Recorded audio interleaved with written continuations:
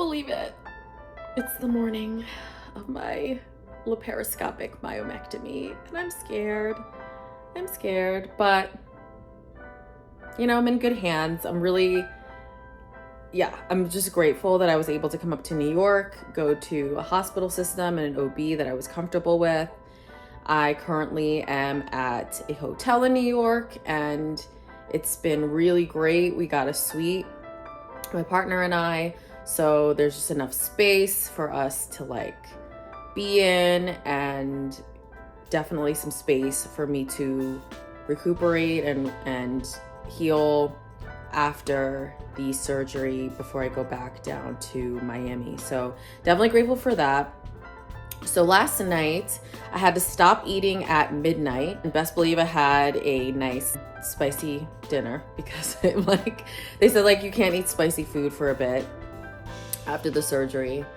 And yeah, stopped eating at 12. I had to do surgical wash, so it's like HIPAA wash that they prescribed for me to use, and had to thoroughly wash my abdomen last night, no products.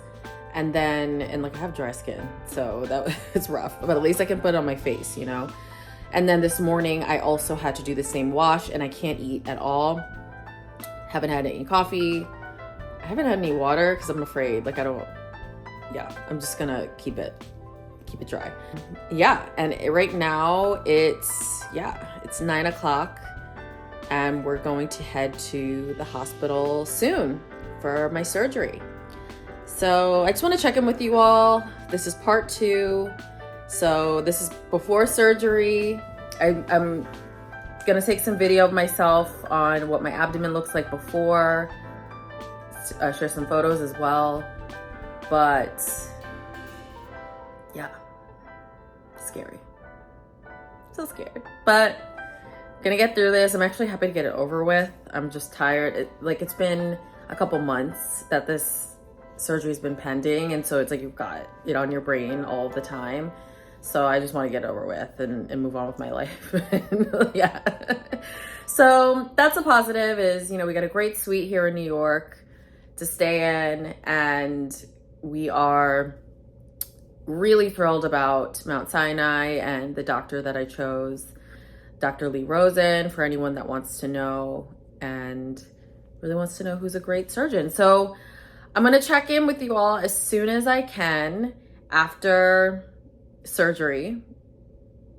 I might be ready to just sleep, in which case I may be on tomorrow, but thanks so much for watching, and here's what I look like prior to surgery. So this is me. This is my surgical outfit that I talked about in my last video. It's loose fitting.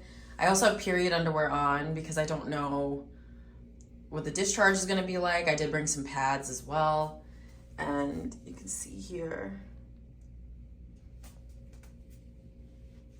So this is she, and you can see how it's like I'm pregnant, right? Because she's like protruding here. This is like when I am gentle and natural with my stomach, and this is me like actually holding it in. But just wanted you all to see this, and I definitely am gonna do like a check-in after 8 months or so as well. But she's about to go. So exciting.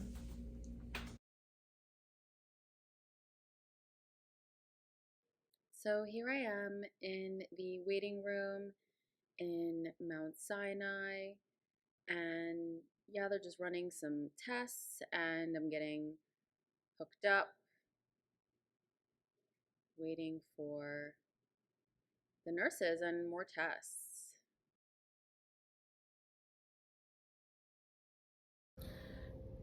Day 1 after my laparoscopic myomectomy. So my surgery, or my intake time, was at 10:30 a.m. yesterday. And so my boyfriend dropped me off. We got there at 10:30 a.m. And so I just waited in the waiting room, and then it was time to go back. And of course, like no one's allowed back there with you. That's the rules at Mount Sinai. I wish it would have been nice to have him back there. But then I went back and went to pre-op. So pre-op was basically, they ask a ton of questions. They ask you over and over, do you know what procedure you're getting? What's your name, your birth date? They want to make sure that you're you. They want to make sure that you're getting the correct surgery and all of that, so mistakes don't happen, which I appreciate. And I met all of the people who would be working on me, which was quite a lot. And my doctor, the surgeon, came in and we chatted a bit. And yeah, I really love Dr. Rosen. She's fantastic. Everybody really made me feel comfortable. I really like Mount Sinai. And so, yeah, I was in pre-op, signed some paperwork, all kinds of stuff. And then basically, they then hooked me up to the IV. I had to change into my dressing, the gown, and all of that stuff. And then talked to the anesthesiologist, and he told me the process, what's going to happen. So they walked me out to the operating room. And I was in pre-op for about a couple of hours. And my surgery actually took, the gas, which I'll get to in a minute. The surgery actually took, so the pre-op actually took a couple hours, and the surgery was at 1:30. And it took about 3 hours. And of course, they walked me to the pre-op, or they walked me from pre-op to the operating room. And then I just remember they put a hairnet on me. You know, of course, I got my hair done before. And I have a nose ring, I have a navel ring. I took all that stuff out before I got to the hospital. And then I remember the one of the attendants, I don't know who it was, said, we're going to give you something now to relax. And that's all that I remember. So then that was it. And I vaguely remember saying, when I woke up, and you'll notice something's up with my lip and like my tongue. And I'm like, I was like, well, my lip and my tongue are swollen or something. And then the doctor was like, or the person that was helping me, nurse, I can't remember. She was like, oh, it's from the breathing tube. And that's all I remember. And I remember being wheeled to the post-recovery and just sleeping. I remember the attending nurse, who's fabulous. She's from Ghana / Liberia. So I was like, hey. And I was like, where are you from? Because I know your accent, honey. My family's from Freetown, Sierra Leone, if you didn't know. But in a neighboring country. Not the same country, but neighboring. And she was very nice, and everybody there was so helpful. And I remember her waking me up and giving me painkillers. And then I slept. I don't even really know how long I slept. I slept for a while. And then I came to, and she was like, you should take painkillers. And then, of course, I FaceTimed my boyfriend, and my doctor, actually, while I was in the procedure, called to update, and it went really well. I'm so grateful that I didn't have to have blood transfusion. They got out 8 fibroids. Yeah, it was successful. There may be, I have to see the reports, I don't know, but they may have had to leave in a couple of small ones because it was laparoscopic, and she warned me about that. So she did give me the option to do open myomectomy, which is like way longer of a recovery time. It's like 6 to 8 weeks. It's way more intensive a surgery. And I was like, girl, you're lucky I'm here for this. So you're giving me the laparoscopic. She's like, I can definitely do that. So, but I'll see the report and I'll let you all know. And yeah, so then the attending nurse was like, you have to urinate before you go home. And I was like, okay, simple enough. And like, I was uncomfortable kind of, but I wasn't in like excruciating pain because they injected me with pain medication during the surgery.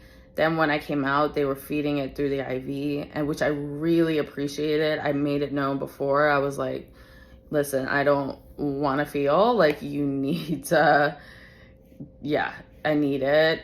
Like, you can't, I can't deal with the pain. So I basically was pretty medicated. And so walked to the bathroom, like they helped me up and everything. And they put a bedpan in the toilet, and then I had to sit on top.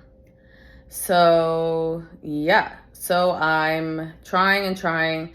I'm sitting on the toilet for like 45 minutes, and she finally comes back. She's like, do you want to, let's drink some water. Let's do some fluids, do an IV, and see if that gets you going. Because I hadn't eaten or drink. Remember, you can't eat or drink after midnight, the night before the surgery or the day of. So, and then like water, no, not within 4 hours. So like my body, I think, just needed liquid to actually pee out. So I went back to my bed, drank some cups of water. She hooked me up, gave me liquids, and then it took me about a couple more tries, and then I finally, so basically I was like literally in tears. I was like, ma'am, I cannot pee. Like, this is so hard. I can't do it. She's like, you've got to do it before you leave. And so she was like, you know what? I have an idea. She took some warm water and poured it like on my lower, lady parts, not where the incisions were. And that kind of got me going. And then I finally peed, and I was like, thank you, ancestors. Thank you. Yes. Thank you, higher power. Thank you, everyone, for helping me pee. I was like doing manifestation techniques. I was visualizing myself peeing. I was like, the joy I'm going to feel going back to the hotel. And it happened. So then I was like, I got to get out of here. Because I didn't want to stay overnight. I wanted to be comfortable in bed in the hotel. Like, there's a great comfortable bed here. My boyfriend came to pick me up, and I went home. I got wheeled in a wheelchair out of the post-recovery room. And I have to tell you all, like, so we got a cab, and the myomectomy pillow that I showed you all in part 1, and it's on my Amazon list. You need to get, if you're getting this, get the myomectomy pillow. And this is for cars. It has like, I would get up and show you guys. I didn't bring it over for the video. I don't want to get up and walk. But I did show it in the last part. It was a lifesaver. So basically it goes in your abdomen. Like my pajamas. It basically goes in your abdomen, and then it velcros over the seatbelt. So it protects you, because it was a little bit bumpy ride. I was like, this man needs to drive better. This is like hot mess. But then get to the hotel, probably get back home at around 1 a.m. back to the hotel. So it was a late night. But I was grateful when I was able. I just washed my face, thoroughly brushed my teeth, mouthwash, because it's like all the breathing tube, all of that in there, and tried to go to bed. And so I have alarms set every 4 hours to alternate between painkillers and prescription ibuprofen to keep the pain down. And I have a cane, which I actually have here. I can show you all. I got one of these. I put this on the Amazon list, and it's a retractable cane, and it's definitely been saving me, because it is challenging to walk. Like, it's not easy, but they encourage you to really walk. So I get up, I pace, I'm doing, walks and things like that to keep moving. But yeah, I got up like every couple hours or so, and I made sure to get up for that first medication when I got home, because they said, like, if you let the pain get out of control and you aren't keeping up with it, it can be really, it can make it more difficult. So yeah, a couple of things. Yeah, like you can see my lip. Something happened with this, with the breathing tube. My doctor says she's gonna call me today. So I'm gonna ask her about that. And like, it's like I bit my tongue, but I don't know what it is. I don't know if it's from the tube, like what it is. Who knows? But there's that, and then they did use a catheter, and so I think that also is why it was challenging for me to urinate. Catheter means like it's going up your urethra. It's not cute, not fun. And then the gas as well. They fill your abdomen up with gas to create room in order to actually do the surgery. And so I got Gas X, and I took some of that. I think you take one a day. So I'm hoping that the gas will go down. I haven't really passed gas yet, which I'm worried about, but I'm hoping that my body like metabolizes it and it comes out. Not to be TMI, but we're getting close in this video series here. And yeah, like, I mean, this was a pretty intense IV. I had 2 IVs. It was pretty intense. So yeah, so this is the morning after. And then I'm also I've been saving it for now, but I'm gonna watch the new season of Bridgerton. We're gonna binge watch it. I've been literally saving it for my surgery. And that's what I'm gonna do today, and just really focus on recovering, really focus on getting myself back. And I think they said around 2 weeks is when I'll be back, but the first 2 days they said are really tough, and they have been. It's hard to like get out of bed and walk around, but I'm forcing myself to do it so that I can really heal. And like, obviously I can't go to the gym, can't work out. I have to wait 24 hours to shower, so I haven't showered yet, but I can't wait to do that. And you're just supposed to like rinse with water, like the incisions, you're not supposed to like scrub or anything like that, just be very gentle. So that's up next. So yeah, so this is the morning after, and I'll check in with you all in a day or two, a couple days, tell you how I'm doing. Bye.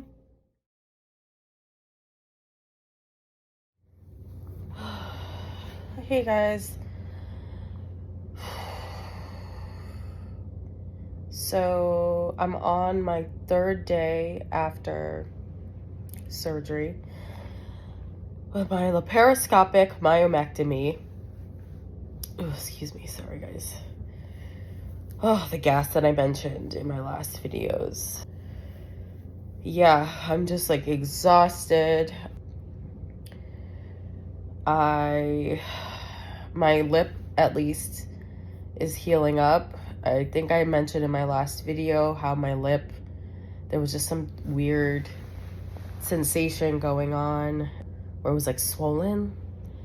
Like it was like, you know, when you go to the dentist and you get numbed, it was like that. And I talked to my doctor, and she said that it was probably from the breathing tube, the intubation.